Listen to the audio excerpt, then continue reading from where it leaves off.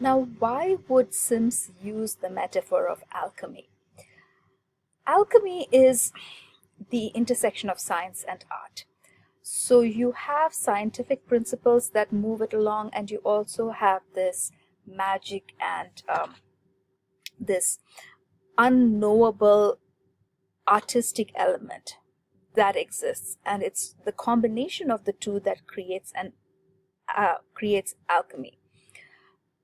So when we look at teaching and instructional design, would you consider that a science or an art?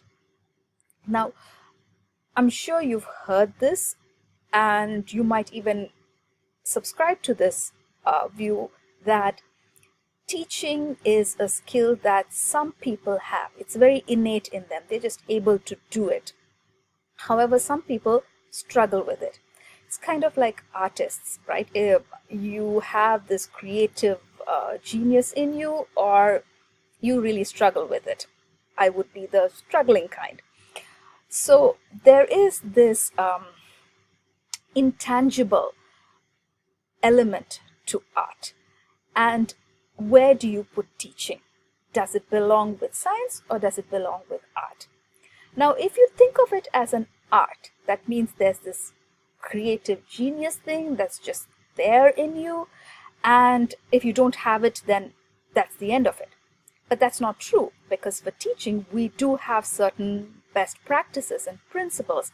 And by following them, you can, in fact, improve your teaching practice and get better at it, to the point where it becomes a part of your innate ability.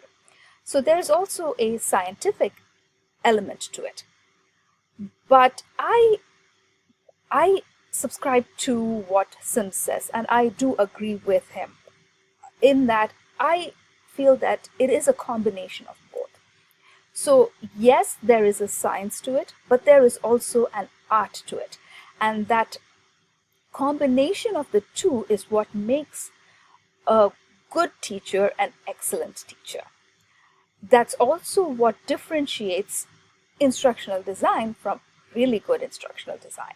So when you're designing activities, right, it could be a simple PowerPoint presentation, or it can be a really creative game-like scenario with a lot of visuals and interaction and very graphically well done. So there you're now bringing in art into the principles of instructional design, and you're putting it together, and you have this melding of science and art. And it's this intersection and this melding that Sims is referring to when he uses the metaphor of alchemy. And that's what he is building his whole book around. The idea that it is a science that you can learn, but there's also an artistic element to it that you want to bring into it and try and develop in it as well.